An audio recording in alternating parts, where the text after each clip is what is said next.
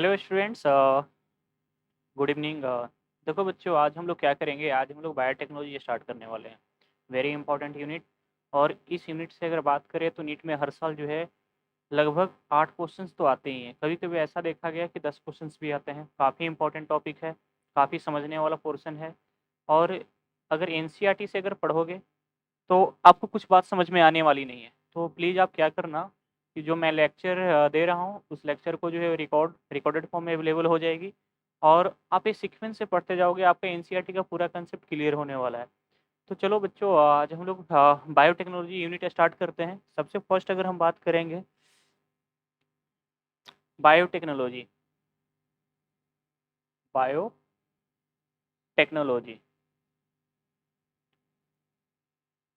Biotechnology में हम लोग के एनसीईआरटी सिलेबस के अकॉर्डिंग अगर बात करें, 2 चैप्टर पढ़ने हैं। कितने चैप्टर पढ़ने हैं? 2 चैप्टर पढ़ने हैं। एक चैप्टर क्या है? Biotechnology principle and process. क्या है? Biotechnology principle and process. Biotechnology principle and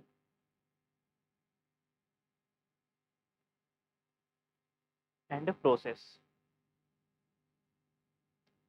और सेकंड जो चैप्टर है बच्चों वो है बायोटेक्नोलॉजी एंड इट्स एप्लीकेशन। क्या बोलेंगे? Biotechnology and its application.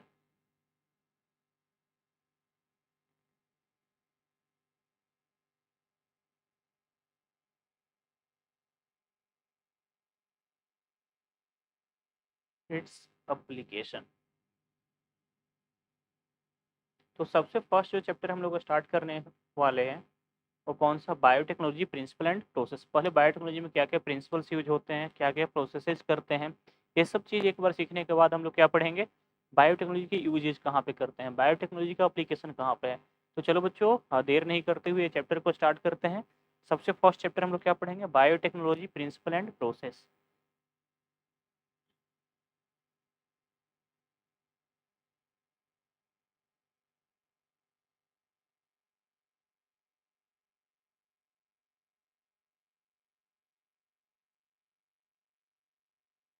Process.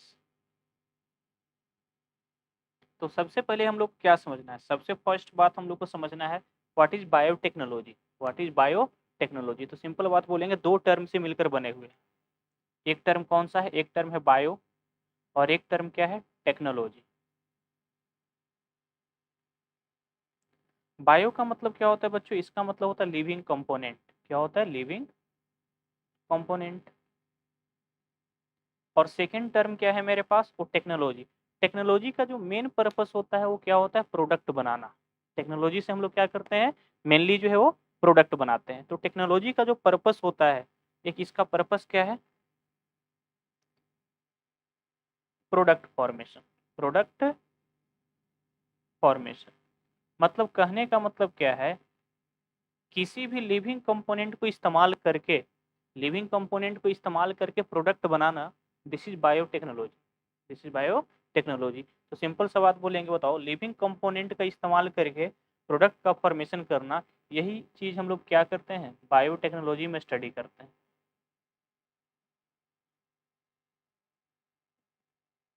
कुछ बेसिक्स बात और जान लेते हैं। बायोटेक्नोलॉजी जो term given by, biotechnology term is given by किनके द्वारा? बताओ बच्चों। कार्ल इरकी। कार्ल इरकी। किनके द्वारा टर्म दिया गया था? कार्ल इरकी के द्वारा ये टर्म दिया गया था। ठीक है। अब बताओ, ये जो बायोटेक्नोलॉजी है, आ, आज ये जो चैप्टर में हम लोग पढ़ने वाले हैं वो जो बेसिकली पढ़ेंगे मॉडर्न बायोटेक्नोलॉजी, लेकिन हम थोड़ा सा जो है वो इसका एंशियंट बायोटेक्नोलॉजी से रिलेट करके कुछ बात बताते हैं। बायोटेक्नोलॉजी को जो है दो ईरे में डिवाइड किए गए। बायोटेक्नोलॉजी को दो ईरे में डिवाइड किए गए हैं।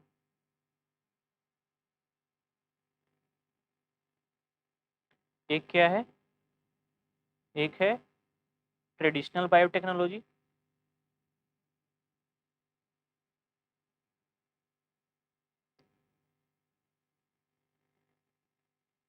और एक क्या है बच्चों? एक को हम लोग बोलेंगे मॉडर्न बायोटेक्नोलॉजी। क्या बोलेंगे? Modern biotechnology.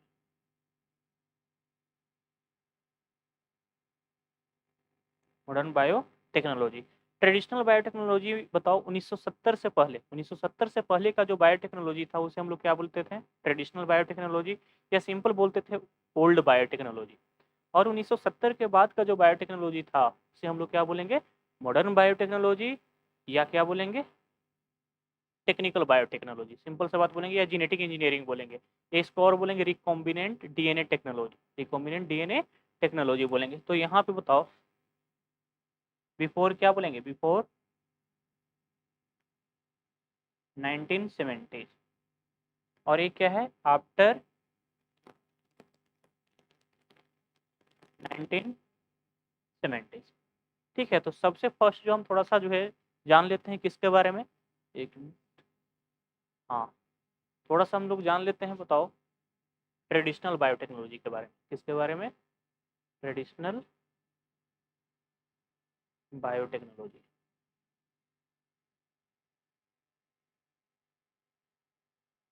इसमें बताओ, इसमें हम क्या करते थे ना कि in this biotechnology, in this biotechnology, in this biotechnology we use we use natural power of, natural power of micro organism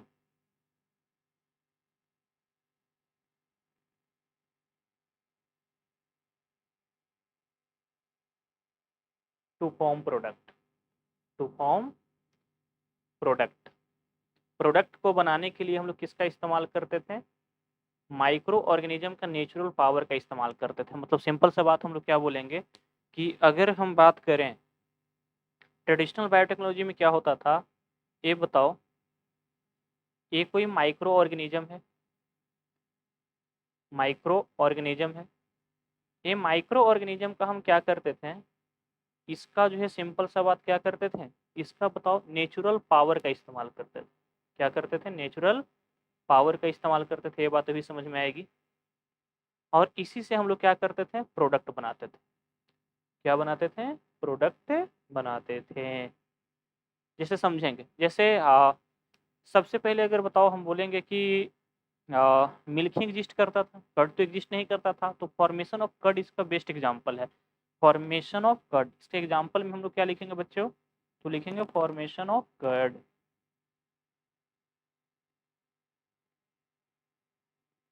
curd, बताओ कर्ड फॉर्मेशन में हम लोग क्या करते हैं? तो इसमें बताओ, इसमें एक माइक्रो ऑर्गेनिज्म होता है, यहाँ पे लिख रहे हैं,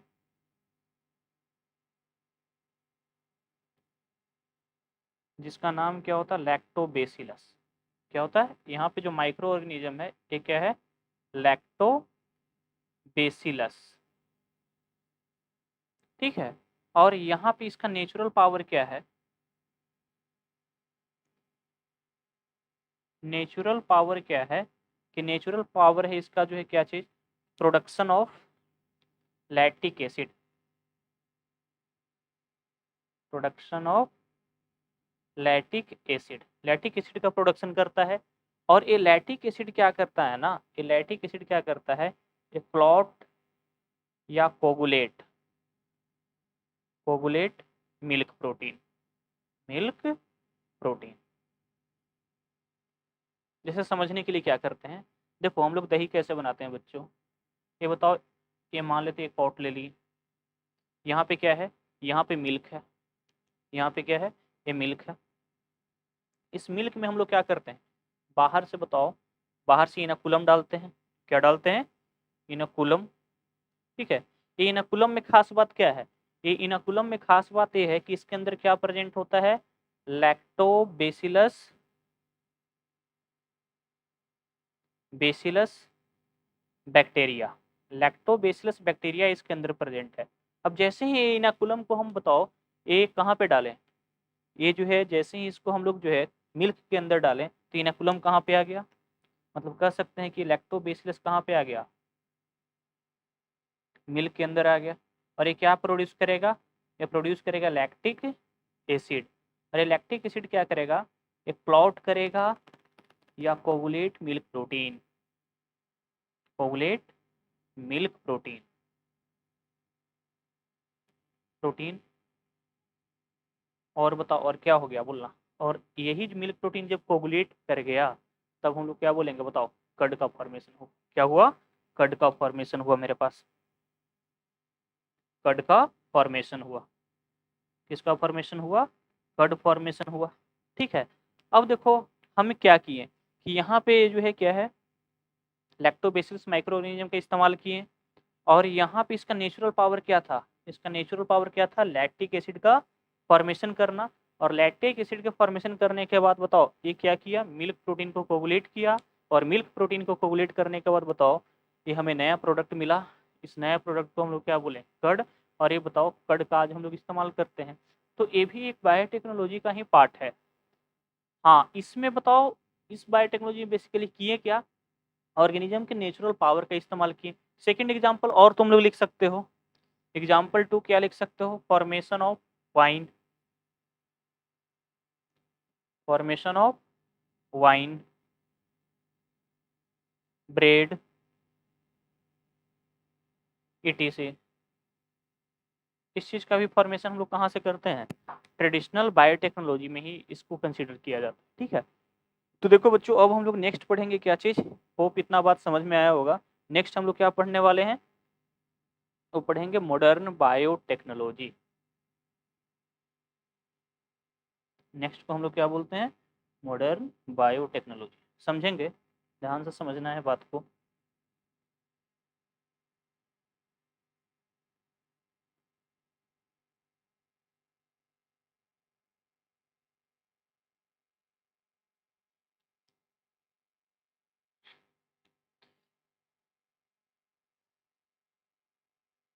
मॉडर्न बायोटेक्नोलॉजी, इसी को और हम लोग क्या बोलते हैं, इसी को और हम लोग बोलते हैं रिकॉम्बिनेंट डीएनए टेक्नोलॉजी। और क्या बोलेंगे, इसका जो दूसरा नाम है उसे क्या बोलेंगे, रिकॉम्बिनेंट डीएनए टेक्नोलॉजी।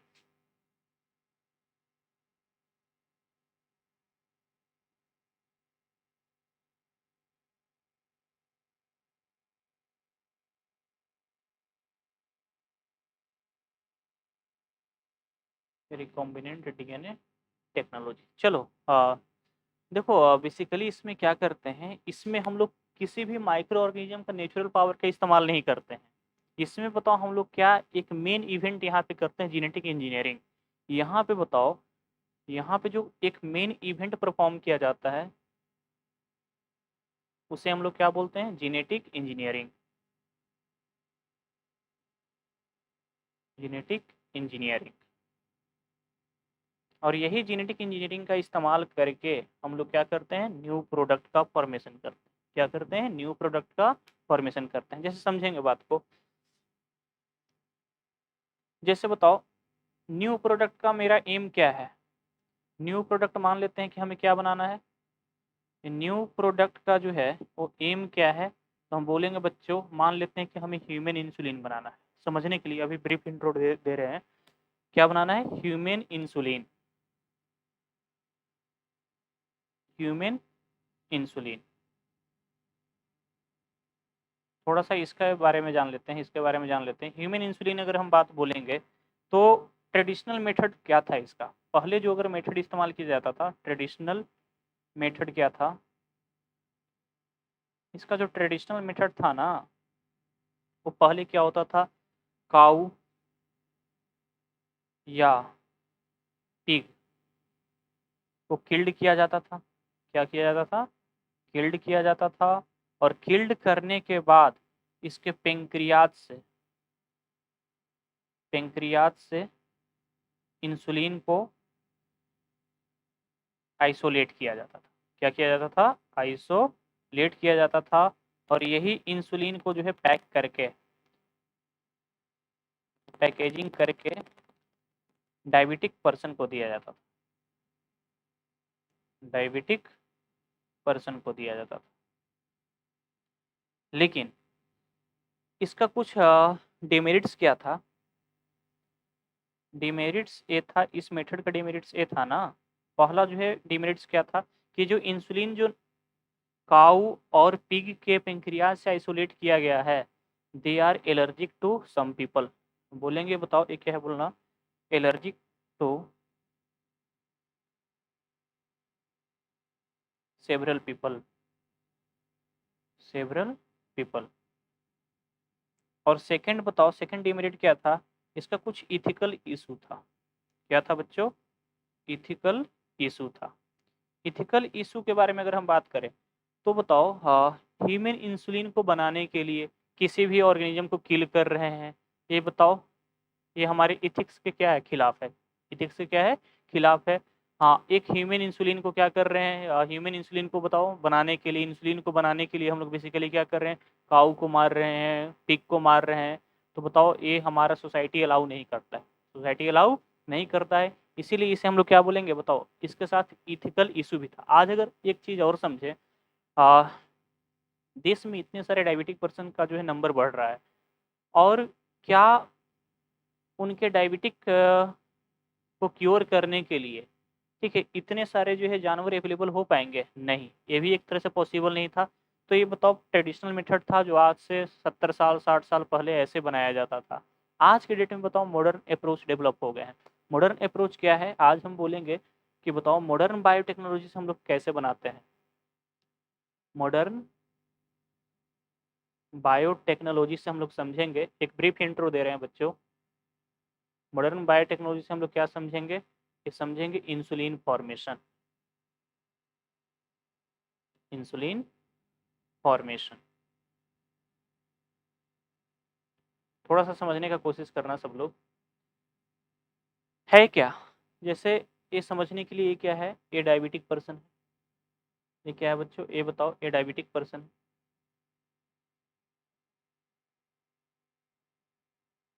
पर्सन है। तो इस डायबिटीज को कंट्रोल करने के लिए इसको क्या नीड है, इंसुलिन का। क्या नीड है, इंसुलिन का। तो आज की डेट में ये इंसुलिन आए कैसे, तो सबसे पहले क्या किया जाता है, इस ऑर्गेनिज्म के बताओ क्या किए जाते हैं, सेल को आइसोलेट किया जाता है। इसके सेल को क्या किया गया, आइसोलेट किया गया, ठीक है। इस सेल के अंदर क्या होंगे, डीएनए होंगे, क्या होंगे, ये डीएनए होंगे। और ये डीएनए होगा, ये डीएनए में बताओ क्या होगा, ये जीन, समझने के लिए बताओ ये कौन सा जीन है, ये इंसुलिन का जीन है। क्या है, इंसुलिन का जीन है। इस इंसुलिन के जीन को सिलेक्ट करने के बाद आज हम लोग क्या करते हैं, एक बैक्टीरिया ई कोलाई में हम लोग क्या कर देते हैं, इंसर्ट कर देते हैं। क्या कर देते हैं, इंसर्ट कर देते हैं। ये ई कोलाई है, क्या है बच्चों, ये ई कोलाई है। और ई कोलाई में बताओ हम लोग क्या किए, कि ये जीन को हम लोग क्या कर दिए, इंसर्ट कर दिए। जीन को क्या कर दिए, इंसर्ट कर दिए। और जीन को इंसर्ट कर दिए, तो ये बताओ किसका जीन था, ह्यूमन जीन। ह्यूमन जीन को इंसर्ट कहाँ पे किए, ई कोलाई में किए। अब बताओ ये क्या करेगा, ह्यूमन जीन से क्या बनेगा, एमआरएनए बनेगा। क्या बनेगा, एमआरएनए बनेगा। और एमआरएनए से क्या बनेगा, प्रोटीन बनेगा। और यहाँ पे जो प्रोटीन बन रहा है वो ह्यूमन जीन किसका था, इंसुलिन वाला था ना, इंसुलिन वाला था। तो यहाँ पे बताओ प्रोटीन कौन सा बन रहा है बच्चों, यहाँ पे प्रोटीन बन रहा है इंसुलिन। कौन सा प्रोटीन बन रहा है, इंसुलिन। अब यही इंसुलिन बताओ, प्रोटीन को जो है लार्ज अमाउंट में बनाया जाता है, लार्ज अमाउंट में बनाया जाता है, पैक किया जाता है, पैकेजिंग होता है, ठीक है। और उसके बाद जो है इसका क्या होता है, सेल होता है, and available, and available for diabetic person. Diabetic person के लिए क्या होता है, अवेलेबल होता है। अब बताओ ए मेथड में बताओ बेनिफिट क्या है, अगर हम बोलेंगे ए मेथड में बेनिफिट क्या है, यहाँ पे बताओ डिमेरिट्स था, इसका मेरिट क्या है। अगर हम बोलेंगे क्या यहाँ पे इंसुलिन को बनाने के लिए किसी बताओ किसी भी ऑर्गेनिज्म को मारा जा रहा है, नहीं, मारा तो नहीं जा रहा है। तो हम बोलेंगे बताओ यहाँ पे जो प्रॉब्लम था इथिकल इशू, यहाँ पे बताओ इथिकल इशू क्या हो गया, खत्म हो गया। इथिकल इशू खत्म हो गया, यहाँ पे कोई इथिकल इशू नहीं है।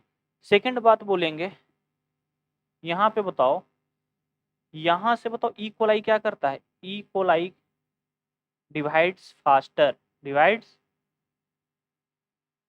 Faster and produce large amount of insulin, large amount of insulin.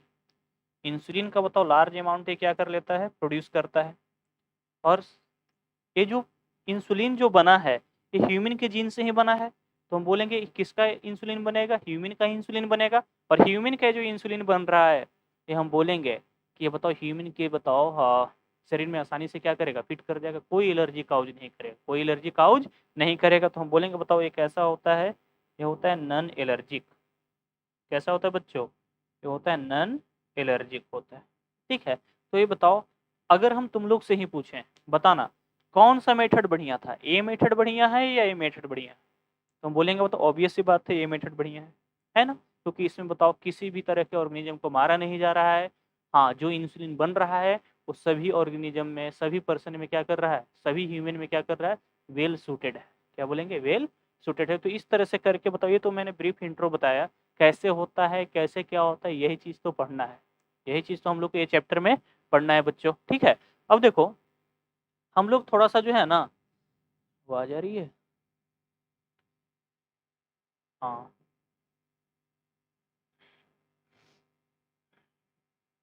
इतना बात अगर क्लियर है तो इसे इरेज करते हैं।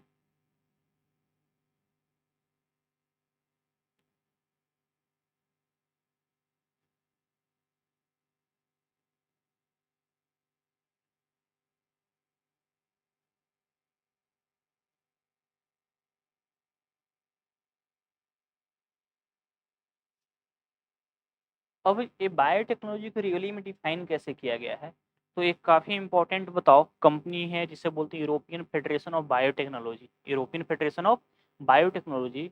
उन्होंने बताओ बायोटेक्नोलॉजी को बहुत ही अच्छे मैनर में क्या किया है, डिफाइन किया है। एनसीईआरटी में भी मेंशन्ड है, तो हम लोग क्या करेंगे उसी के बारे में थोड़ा सा भी समझने वाले हैं। काफ़ी टिपिकल डिफिनेशन है, हाँ, और अगर एक बार डिफिनेशन समझ जाओगे तो लगेगा कि हाँ यही बायोटेक्नोलॉजी में यही प्रोसेस होता है। तो सबसे फर्स्ट अगर हम बोलेंगे बताओ कौन सा कंपनी था, तो उसे बोलेंगे यूरोपियन, क्या बोलेंगे, यूरोपियन फेडरेशन ऑफ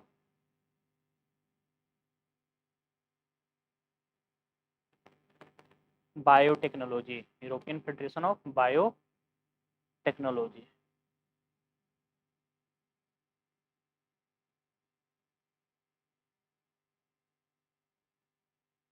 ठीक है, यूरोपियन फेडरेशन ऑफ बायोटेक्नोलॉजी क्या किया, डेट इनकम्पासेज, ये बताओ सबसे पहले हम लोग बोलेंगे ये क्या किया, इनकम्पासेज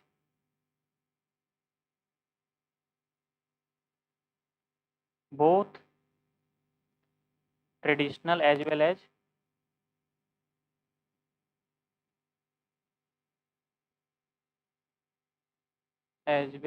as modern view, modern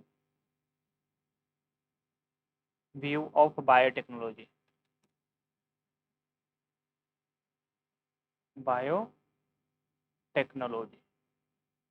traditional view और मॉडर्न व्यू दोनों को क्या किया इन्होंने, जो कंबाइन करके जो है बायोटेक्नोलॉजी को क्या किया, डिफाइन किया। ठीक है, इनके द्वारा जो है ना बायोटेक्नोलॉजी को जो है वो क्या किया गया बोला, द इंटीग्रेशन ऑफ, सिंपल सा अगर हम बात बोलेंगे ये क्या है, कैसे डिफाइन किया गया, the integration of natural science,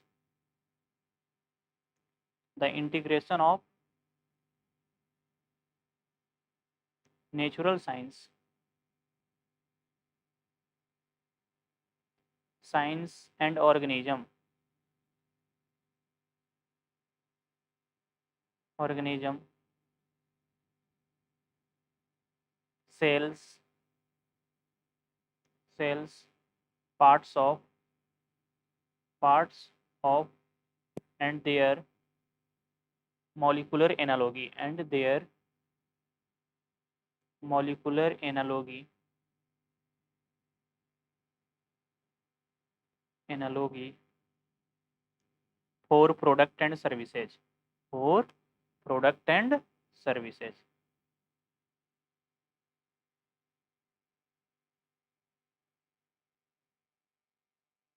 services, product and services. ठीक है, अब सबसे खास बात ये है कि एनसीईआरटी में ये डेफिनेशन दिया गया है, सबसे इम्पोर्टेंट है डेफिनेशन को समझना। बच्चे लोग को समझ में नहीं आता है ये डेफिनेशन कहना क्या चाहता है। तो सबसे सिंपल बात जो है, ये डेफिनेशन को हम लोग जो है सिंपल मैनर में क्या कर रहे हैं, अंडरस्टैंड कर रहे हैं। ये डेफिनेशन को थोड़ा सा समझो, अंडरस्टैंड करो। क्या अंडरस्टैंड करेंगे ये डेफिनेशन को? इंटीग्रेशन किसका हो रहा है? इंटीग्रेशन का मतलब सिंपल क्या होता है, जोड़ना। इंटीग्रेशन, इंटीग्रेशन किसका हो रहा है बच्चों? तो हम बोलेंगे इंटीग्रेशन हो रहा है नेचुरल साइंस को, और क्या बोलेंगे, ऑर्गेनिज्म। ऑर्गेनिज्म को क्या हो रहा है, इंटीग्रेशन हो रहा है। और ये इंटीग्रेशन बताओ ऑर्गेनिज्म में भी किसका हो रहा है? तो हम बोलेंगे या तो ऑर्गेनिज्म ले सकते हैं, या तो सेल्स ले सकते हैं, या इसका क्या लिख सकते हैं, पार्ट्स। क्या ले सकते हैं, पार्ट्स ले सकते हैं। अब थोड़ा सा समझना, इस डेफिनेशन को हम समझने का कोशिश कर रहे हैं। ह्यूमन इंसुलिन के ही एग्जाम्पल से समझने का कोशिश कर रहे हैं। एग्जाम्पल बताओ, ह्यूमन इंसुलिन का ही लेकर समझ रहे हैं। ह्यूमन इंसुलिन, ये बताओ ये क्या था? ये यहाँ पे ह्यूमन का जीन था। समझने के लिए बताओ ये क्या है, ह्यूमन का जीन है। ठीक है, ये ह्यूमन का जीन बताओ इसमें कौन सा जीन है? तो हम बोलेंगे इंसुलिन का जीन है। इंसुलिन का जीन है, ठीक है। और यहाँ पे क्या है मेरे पास? यहाँ पे बताओ मेरे पास है इकोलाई। ये क्या है, इकोलाई है। अब इसको क्या कर रहे हैं, इसको बताओ, इसको हम लोग इंसर्ट कहाँ पे कर रहे हैं, इकोलाई के अंदर। कहाँ पे इंसर्ट कर रहे हैं, इकोलाई के अंदर इंसर्ट कर रहे हैं। अब बताओ ये क्या कर रहा है, ये जीन है तो क्या बनाएगा, एमआरएनए, और क्या बनाएगा, प्रोटीन बनाएगा। क्या बनाएगा बच्चों, प्रोटीन बनाएगा। तो बताओ जीन से एमआरएनए और प्रोटीन बनना, this is the natural science. ये क्या है, नेचुरल साइंस है। ये नेचुरल साइंस है, समझेंगे। जीन से एमआरएनए बनना, प्रोटीन बनना, ये क्या है, नेचुरल साइंस है। अब बताओ ये नेचुरल साइंस में बताओ या ऑर्गेनिज्म का क्या कर रहे हैं, ऑर्गेनिज्म के पार्ट्स को क्या कर रहे हैं, पार्ट्स को जो है क्या कर रहे हैं, यहाँ पे जोड़ रहे हैं। ऑर्गेनिज्म के पार्ट्स को क्या कर रहे हैं, जोड़ रहे हैं। तो यहाँ पे बताओ ऑर्गेनिज्म का बताओ पार्ट्स प्लस बताओ क्या बोलेंगे, नेचुरल साइंस, दोनों को जोड़ रहे हैं। और इसको जोड़ने से क्या मिल रहा है, प्रोडक्ट मिल रहा है। क्या मिल रहा है, प्रोडक्ट। और प्रोडक्ट के रूप में यहाँ पे क्या मिल रहा है बच्चों, तो इंसुलिन। इंसुलिन, ठीक है। और ये जो इंसुलिन जो मिल रहा है, इसका हम लोग क्या कर रहे हैं, सर्विस प्रोवाइड कर रहे हैं। क्या प्रोवाइड कर रहे हैं, सर्विस प्रोवाइड कर रहे हैं। तो ध्यान से सुनना बात को, यहाँ पे हम बोलेंगे बताओ ये क्या चीज़ था, ये नेचुरल साइंस था। ये क्या था बोलना, नेचुरल साइंस था। हाँ मतलब बोलेंगे नेचुरल पावर है, किसी भी ऑर्गेनिज्म के अंदर ये होता है, इसका क्या है, नेचुरल पावर है। तो यहाँ तक अगर हम बात बोलें, ये जो नेचुरल साइंस किसका व्यू था, ओल्ड बायोटेक्नोलॉजी का। ये नेचुरल पावर है ना, और नेचुरल पावर का कहाँ पे इस्तेमाल किया जाता था, ओल्ड बायोटेक्नोलॉजी में। और ये जीन को क्या किया जा रहा है, इंसर्ट किया जा रहा है। ये बताओ, दिस इज द बोलेंगे मॉडर्न व्यू। ये क्या है, मॉडर्न व्यू है। मॉडर्न क्या है, व्यू है। मतलब सिंपल सा बात क्या किया जा रहा है, एक ऑर्गेनिज्म से जीन को निकाला जा रहा है, और दूसरे ऑर्गेनिज्म में बताओ इसे क्या किया जा रहा है, इंसर्ट किया जा रहा है। और दूसरे ऑर्गेनिज्म में इंसर्ट किया जा रहा है, लेकिन प्रोडक्ट किसका मिल रहा है, प्रोडक्ट बताओ पहले ऑर्गेनिज्म का मिल रहा है। तो ऐसा करना, तो ये जो ये तो जीन से प्रोटीन बनना, ये क्या है, सिंपल सा बात है, नेचुरल साइंस है। ये हर ऑर्गेनिज्म का क्या है, अपना नेचुरल पावर है। और ये अगर हम बात बोलेंगे जीन को बताओ यहाँ से यहाँ इंसर्ट करना, दिस इज द बोला, दिस इज जेनेटिक इंजीनियरिंग। ये क्या है, ये जो है ना मॉडर्न व्यू, मतलब बोल सकते हैं क्या है, जेनेटिक इंजीनियरिंग है। क्या है बच्चों, जेनेटिक इंजीनियरिंग, ठीक है। तो बताओ एक कंप्लीट डिफिनेशन को समझो, यूरोपियन फेडरेशन ऑफ बायोटेक्नोलॉजी के द्वारा दिया गया था। अब देखो, अब कुछ हम बात बता रहे हैं बच्चों। अगर हम बोलेंगे फादर ऑफ बायोटेक्नोलॉजी कौन थे, फादर ऑफ बायोटेक्नोलॉजी कौन थे, तो बोलेंगे पॉल बर्ग। कौन थे बच्चों, तो हम बोलेंगे पॉल बर्ग। ये पॉल बर्ग थे। कौन थे, पॉल बर्ग थे। अब बताओ पॉल बर्ग को फादर ऑफ बायोटेक्नोलॉजी क्यों कहा गया, क्योंकि हम बोलेंगे जीन को निकालना, जीन को दूसरे ऑर्गेनिज्म में डालना, ये कोई आसान काम नहीं है। सबसे पहला बताओ जीन को निकाला गया, जीन को बताओ दूसरे ऑर्गेनिज्म में डाला गया, बिल्कुल ही आसान काम होने वाला नहीं था। लेकिन इस काम को सबसे पहले कौन परफॉर्म किया, तो बोलेंगे पॉल बर्ग। इन्होंने क्या किया कि he transferred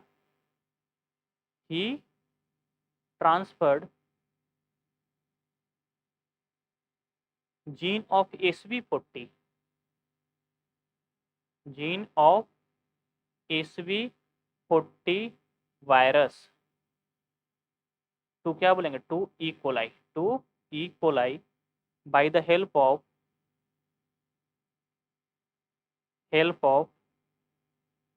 lambda bacteriophage, lambda bacteriophage, lambda bacteriophage की हेल्प से इन्होंने क्या किया, ये बताओ SV40 बताओ वायरस के जीन को कहाँ पे इंसर्ट किया, इन्होंने जो है पहला बार जो है ई कोलाई में ट्रांसफर किया। जैसे समझने के लिए ये बताओ, ये क्या है, ये वायरस है,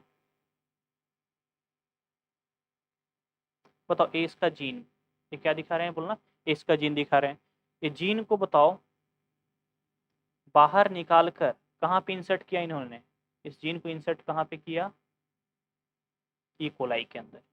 और ई कोलाई के अंदर इंसर्ट किया किसके हेल्प से, लेम्डा बैक्टीरियोफेज की हेल्प से।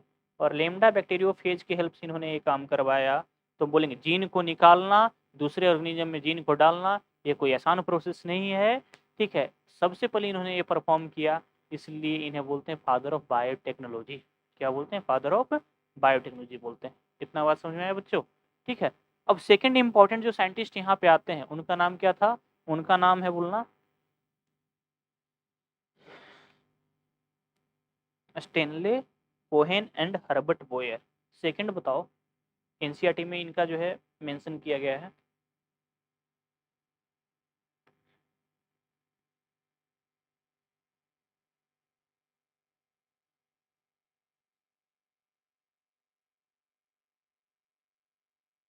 जो सेकंड साइंटिस्ट थे बच्चों उनका नाम क्या था बोलना, Stanley Cohen, Stanley Cohen and Herbert Boyer, Herbert Boyer. इनका एक्सपेरिमेंट जो है ना वो एनसीईआरटी में जो है थोड़ा सा वो पढ़ना है। ये बताओ, ये एनसीईआरटी में मेंशन किया हुआ है, इसलिए बताओ ये बात को तो भूलेंगे नहीं। पहला बात जो है स्टेनले कोहेन एंड क्या बोलेंगे, हर्बर्ट बोयर। इनका जो है एक्सपेरिमेंट जो है हम लोग को एनसीईआरटी में पढ़ना है बच्चों। ठीक है, इन्होंने क्या किया था, ध्यान सुनो, इन्होंने क्या किया था ना, इन्होंने क्या किया था कि he made first time, first time recombinant DNA, recombinant DNA. इन्होंने सबसे पहले क्या बनाया था, रिकॉम्बिनेंट डीएनए बनाया था। अभी समझेंगे बच्चों रिकॉम्बिनेंट डीएनए क्या होता है। तो देखो इनका जो है ये जो एक्सपेरिमेंट किए थे ना, कैसे बनाए थे वो अभी मैं समझा रहा हूँ। इनका जो एम था, इनका एम क्या था, पहले इनका जो है समझो कुछ बात को, ये बात को समझने से पहले ये बताओ, एक बैक्टीरिया है जिसका नाम है ई कोलाई। क्या नाम है, ई कोलाई नाम है। ठीक है, ये जो ई कोलाई जो बैक्टीरिया है ना, इसके अंदर बताओ, ये इसका प्लाज्मिड है, ये क्या है इसका, ठीक है। अब यहाँ पे या बोलेंगे बताओ ये इसका जेनेटिक मटेरियल है, प्लाज्मिड नहीं बोलेंगे, ये इसका क्या है बोलना, जेनेटिक मटेरियल है।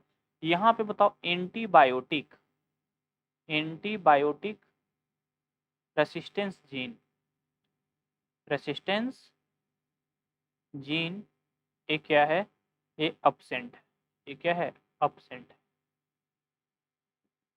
ठीक है, इन्होंने क्या किया कि जो है जैसे ही यहाँ पे एंटीबायोटिक डाला, क्या डाला, एंटीबायोटिक डाला, एंटीबायोटिक जैसे ही यहाँ पे डाला ना, तो हम बोलेंगे बताओ ये बैक्टीरिया क्या किया, एज बोलना, एज एंटीबायोटिक,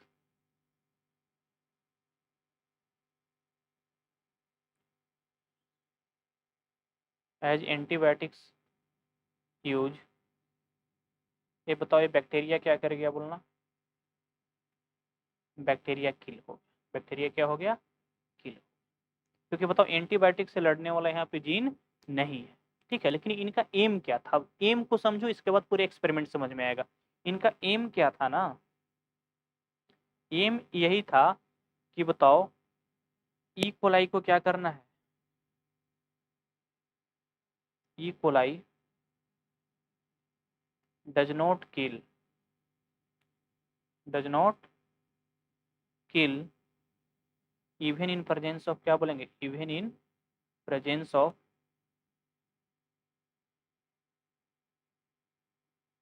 क्या बोलेंगे बोलो, even in presence of antibiotic. इनका एम यही था कि एंटीबायोटिक हम डालें और बताओ ये जो है ई कोलाई बैक्टीरिया ना मरे। इनका यही काम था कि ये मर क्यों जा रहा है, हम चाहते हैं कि इसको जिंदा रखें, एंटीबायोटिक डालें इसके बाद भी क्या रखें, जिंदा रखें, ठीक है। ये इनका मेन एम था। इस बताओ इस तरीके से बताओ हम लोग जो है इस एक्सपेरिमेंट को समझने का कोशिश करेंगे। एम को जो है पहले समझो। इन्होंने सबसे फर्स्ट क्या किया, देखो इनका जो है थोड़ा सा हम केस फर्स्ट ले लेते, केस के हेल्प से हम समझा रहे हैं, केस फर्स्ट ले रहे हैं। केस फर्स्ट में बताओ क्या था, ये ई कोलाई था, ये बताओ बच्चों ये क्या था, ये ई कोलाई था, ई कोलाई था। यहाँ पे बताओ एंटीबायोटिक रेसिस्टेंट जीन क्या था,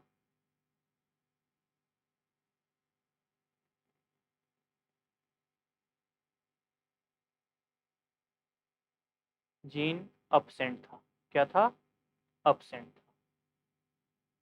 तो बताओ जैसे ही यहाँ पे हम क्या डालते थे, जैसे ही हम लोग क्या करते थे यहाँ पे एंटीबायोटिक डालते थे,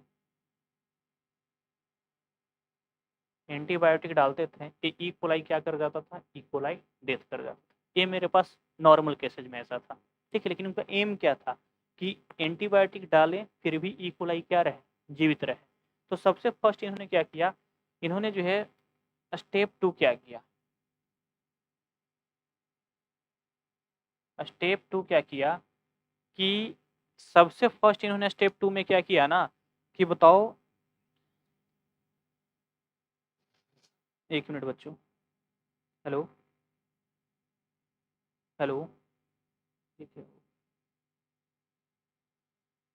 हेलो, हेलो, आवाज़ आ रही है, hello.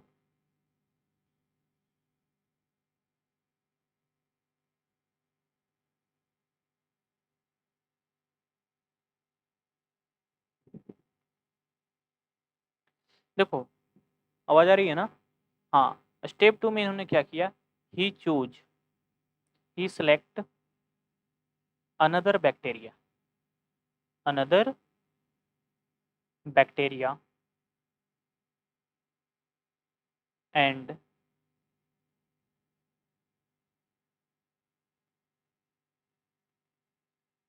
which have which have antibiotic resistant gene, antibiotic resistance gene. इन्होंने क्या किया कि कोई दूसरे बैक्टीरिया को सिलेक्ट किया जिसमें क्या था, एंटीबायोटिक रेसिस्टेंस जीन था। जैसे समझने के लिए यहाँ पे मान लेते हैं कि एक बैक्टीरिया उन्होंने सिलेक्ट किया, ये इसका क्या है, ये कोई बताओ, अनदर बैक्टीरिया है।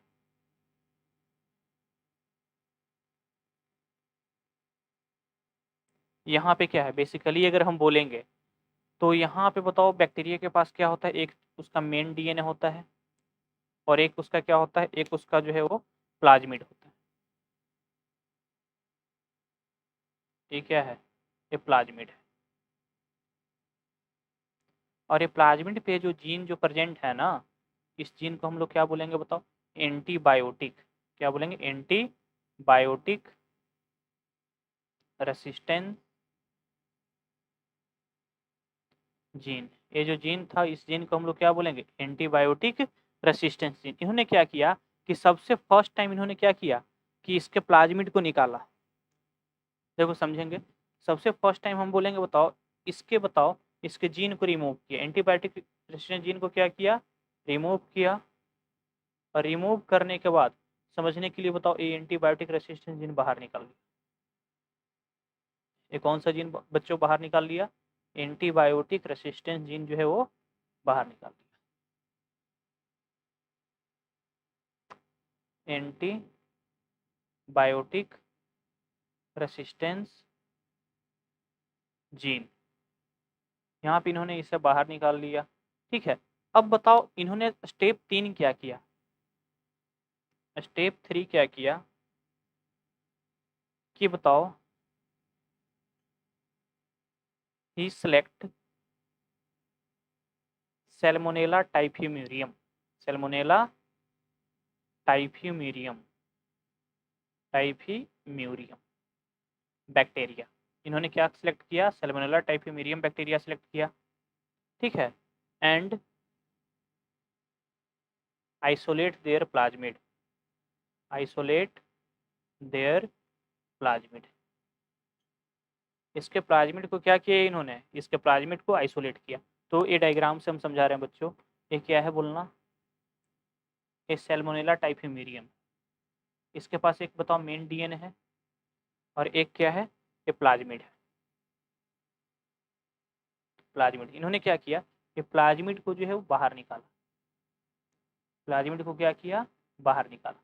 अब बताओ ये प्लाज्मिड को बाहर निकालने के बाद ये प्लाज्मिड के साथ इस जीन को क्या कर दिया, इस जीन को इंसर्ट कर दिया। समझेंगे कैसे इंसर्शन होता है, अभी के लिए समझो, इस जीन को क्या कर दिया, इंसर्ट कर दिया।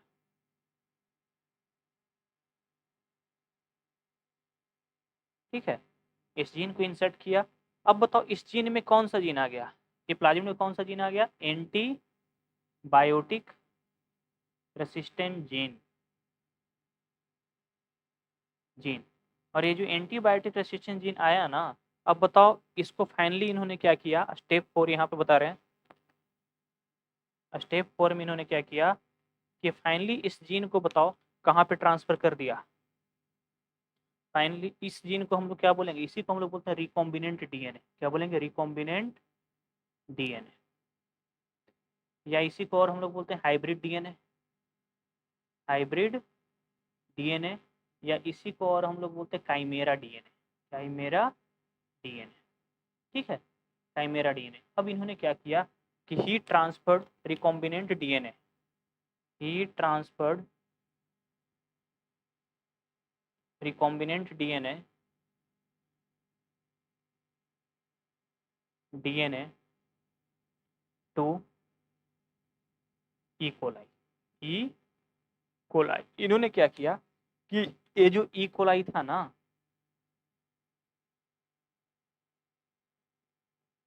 चलो ये ई कोलाई में इन्होंने क्या किया कि ये जो है रिकॉम्बिनेंट डीएनए को क्या कर दिया, ट्रांसफर कर दिया। रिकॉम्बिनेंट डीएनए को यहाँ पर आकर क्या कर दिया इन्होंने, ट्रांसफर कर दिया। और ट्रांसफर करने के बाद, ध्यान से समझेंगे बात को, ये ट्रांसफर करने के बाद बताओ इसके पास क्या आ गया, इसके पास आ गया एंटीबायोटिक रेसिस्टेंट जीन, जीन। अब बताओ ये क्या करेगा, ये बताओ जीन है तो ये क्या करेगा, एमआरएनए बनाएगा, और एमआरएनए से क्या बनाएगा बोलना, antibiotic resistant protein, antibiotic resistant protein, antibiotic resistant protein बनाया। और ये प्रोटीन क्या करेगा, अब बताओ, अब अगर हम बाहर से हम क्या करते हैं, एंटीबायोटिक को अगर डालते हैं, जैसे मान लेते हैं बताओ यहाँ से एंटीबायोटिक को अगर हम लोग ने डाला, तो अब इसके बताओ इसके खिलाफ ये क्या बना हुआ है, ये प्रोटीन बना हुआ है, ये क्या करेगा, सप्रेस द एक्टिविटी ऑफ, क्या बोलेंगे, एंटीबायोटिक, सप्रेस एंटीबायोटिक एक्टिविटी। ठीक है, और बताओ क्या एम था इनका, जो एम क्या था बच्चों, सिंपल सा एम यही था ना कि बताओ जो बैक्टीरिया जो है ई कोलाई था उसके पास एंटीबायोटिक रेसिस्टेंट जीन तो था नहीं, और एंटीबायोटिक रेसिस्टेंट जीन यहाँ पे नहीं था, तो जैसे ही बताओ एंटीबायोटिक हम लोग डालते थे, बैक्टीरिया क्या कर जाता था, किल कर जाता था। ठीक है, तो इनका एम था कि बताओ ये जो बैक्टीरिया किल हो रहा है ना, इस बैक्टीरिया को बताओ एंटीबायोटिक के प्रेजेंस में भी हम क्या रखें, जीवित रखें। इन्होंने क्या किया, कोई दूसरा बैक्टीरिया चूज किया जिसके पास एंटीबायोटिक रेसिस्टेंट जीन था, उसके बाद एंटीबायोटिक रेसिस्टेंट जीन था, इसके एंटीबायोटिक रेसिस्टेंट जीन को क्या किया इन्होंने जो है वो सैल्मोनेला टाइफीमेरियम के प्लाज्मिड में क्या किया, फिट किया, और ये बताओ ये क्या किया, इसको जो है वो यहाँ से इंसर्ट कर दी। अब बच्चों तुम लोग के पास एक सवाल भी आएगा, एक क्वेश्चंस भी आएगा। क्या क्वेश्चंस आएगा कि सर ये बताइए, जब क्या ए प्लाज्मिड को भी हम लोग डायरेक्टली जो है, ए प्लाज्मिड को हम लोग डायरेक्टली जो है यहाँ पे ट्रांसफर नहीं कर सकते थे? बिल्कुल कर सकते थे। लेकिन बताओ Stanley Cohen and Herbert Boyer ऐसा नहीं किया। क्यों नहीं किया, इसके पीछे कोई रीजन नहीं है। बस ये समझो कि इन्होंने जो है, हो सकता है कि ये जो प्लाज्मिड जो है आसानी से यहाँ पे बताओ ई कोलाई में न पहुंचे। हो सकता है कि फर्स्ट ए ई कोलाई और ये बैक्टीरिया दोनों आपस में रिजेंबल न करे। इसलिए इन्होंने क्या किया कि सैल्मोनेला टाइफीमेरियम लिया, यहाँ से एंटीबायोटिक रेसिस्टेंट जीन को बाहर निकाला, इसके बताओ प्लाज्मिड इसको इंसर्ट किया। अब ये जो है ना, ये प्लाज्मिड है, इसके प्लाज्मिड से बताओ ज्यादा रिजेंबल करता है, इस सेल से बताओ ज्यादा रिजेंबल करता है। तो ये आसानी से क्या करेगा, ये आसानी से जो है यहाँ पर आकर फिट कर गया और क्या बनाने लगा, एंटीबायोटिक रेसिस्टेंट प्रोटीन बनाने लगा। और एंटीबायोटिक रेसिस्टेंट प्रोटीन बनाने लगा तो ये क्या किया, बोलना एंटीबायोटिक अब डाल रहे हैं, अब एंटीबायोटिक का कोई असर पड़ने वाला नहीं है, और बैक्टीरिया क्या कर गया, बैक्टीरिया लाइव कर गया। तो एक्सपेरिमेंट बताओ, एनसीईआरटी में पैराग्राफ जो है दिया हुआ है, सेकंड पेज जब निकालोगे इसका तो पैराग्राफ दिया हुआ है। वो पैराग्राफ बताओ, ये डायग्राम को अगर लिखोगे अच्छे से, जो है कॉपी खोलकर अगर बैठोगे और रीडिंग दोगे तो ये आसानी से समझ में आएगी बात। ठीक है, डायग्रामेटिक व्यू से बायोटेक्नोलॉजी पढ़ने का सबसे आसान तरीका यही है। डायग्रामेटिक व्यू से जो है आप पढ़ते जाइए, एनसीईआरटी का हर जो है पॉइंट क्या हो जाएगा, क्लियर हो जाएगा। तो होप बच्चों आप लोग को ये बात समझ में आई होगी। स्टेनले कोहन का एक्सपेरिमेंट वेरी इंपॉर्टेंट। यहाँ से भी बताओ कुछ कुछ टर्मिनोलॉजी आया था।